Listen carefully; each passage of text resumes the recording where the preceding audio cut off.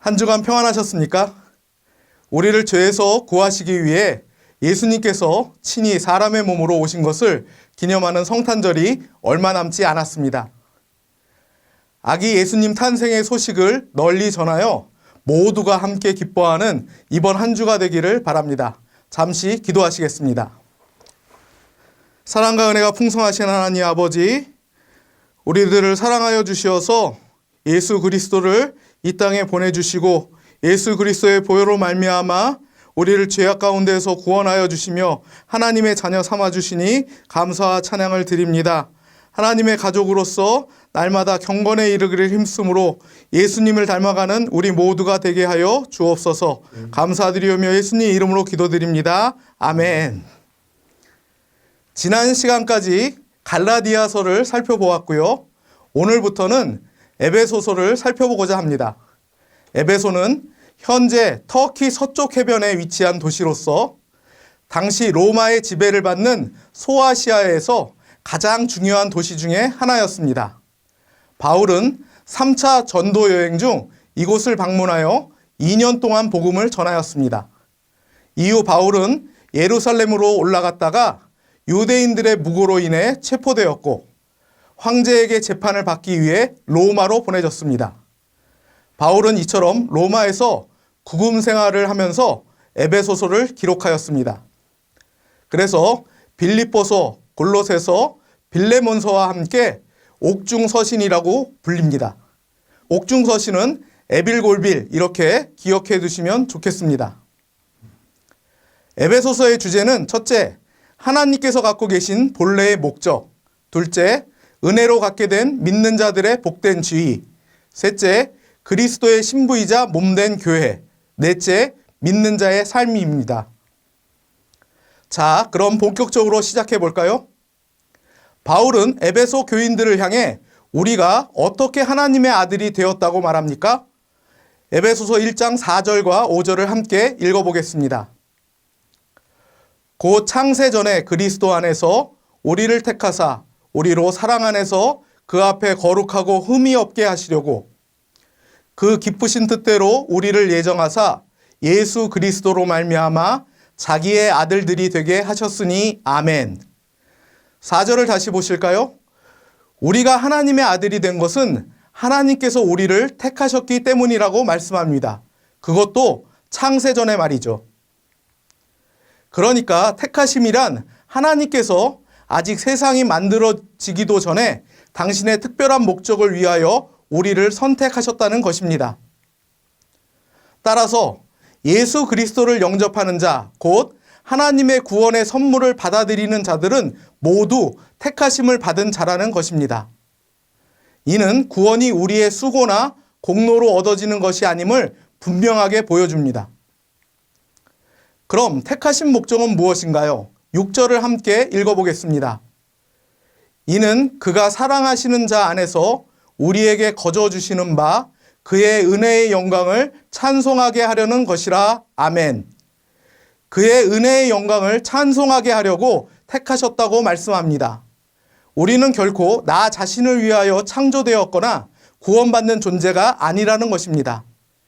우리는 하나님의 영광을 위하여 창조되었고 또 구원받았습니다. 그렇다면 택하심을 받은 자들의 복은 무엇인가요? 첫째, 하나님께서는 우리를 구원하고자 부르셨습니다. 부르심을 받았다는 것은 구원을 위해 택하심을 받았다는 뜻입니다. 둘째, 하나님께서는 우리를 의롭게 하십니다. 의롭게 하신다는 것은 그리스도 안에서 의롭고 받아들일 만하다고 선언되었다는 뜻입니다. 셋째, 하나님께서는 우리를 영화롭게 하십니다. 영화롭게 된다는 것은 우리가 예수님을 뵙게 될 때 우리도 그분과 같아질 것이라는 뜻입니다. 넷째, 하나님께서는 우리를 예수 그리스도의 모습을 따르도록 하십니다. 다섯째, 하나님께서 우리 편이신데 누가 우리를 대적할 수 있겠습니까? 또한 우리를 고발할 수도 없고 하나님의 사랑에서 끊을 수도 없습니다. 여섯째, 하나님께서는 기꺼이 관대하게 우리의 필요를 채워주십니다. 일곱째, 하나님께서 우리를 소유하십니다. 우리는 하나님께서 예수님의 핏값을 주고 사신 하나님의 것입니다. 여덟째, 하나님께서는 우리에게 고난을 견딜 힘을 주십니다. 하나님께서는 고난 중에도 함께 하시며 피할 길을 열어주십니다. 아홉째, 하나님께서는 우리에게 모든 기쁨과 복이 함께하는 영생을 선물로 주십니다. 이처럼 택하신 자들에게 주시는 복을 누리기 위해서는 어떻게 해야 할까요? 이 땅에 속한 가치들에 집중할 것이 아니라 구원의 영원한 가치와 기쁨에 집중해야 하며 이 땅을 사는 동안 하나님의 말씀을 통해 보여주시는 하나님의 뜻을 따라 살아야 합니다. 놀라운 것은 이 모든 것이 하나님의 계획 안에 예정되어 있다는 것입니다. 11절을 함께 읽겠습니다. 모든 일을 그의 뜻의 결정대로 일하시는 이의 계획을 따라 우리가 예정을 입어 그 안에서 기업이 되었으니 아멘. 여기서 예정이란 말은 우리의 구원과 관련하여 어떤 일이 일어날지 하나님이 미리 결정하셨다는 것입니다. 즉, 하나님께서는 우리를 택하여 자녀 삼으시기로 예정하셨을 뿐만 아니라 이 땅에서 예수님을 닮아가서 영화롭게 되도록 예정하셨습니다. 그러면 구원의 모든 과정이 하나님의 예정대로 이루어지니까 우리가 나서서 전도할 필요가 없지 않을까 생각할 수도 있습니다. 그러나 절대 그렇지 않습니다. 하나님께서는 택하심을 받은 우리에게 하나님의 구원을 다른 이에게 증거할 특권을 주셨습니다. 하나님의 위대하신 구원 사역에 우리를 동역자로 불러주셨다는 것입니다. 이처럼 예정 교리는 잘못 오해할 수도 있고 다 이해하기 어려울 수도 있습니다. 그러나 우리의 구원이 하나님의 예정 안에 있다는 사실을 알고 믿는다면 우리 앞에 닥친 고난을 이겨나가는데 큰 도움이 됩니다.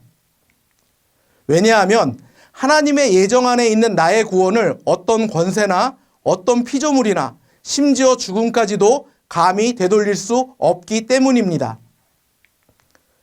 이처럼 택하심에는 우리를 향한 하나님의 놀라운 계획이 있으시며 하나님께서는 쉬지 않고 이를 성취해 나가십니다.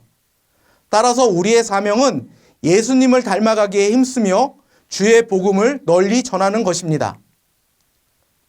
경건에 이르기를 힘쓰므로 예수님을 닮아가고 때를 얻든지 못 얻든지 주의 복음 전하기에 힘쓰는 저와 여러분이 되기를 기원합니다. 감사합니다.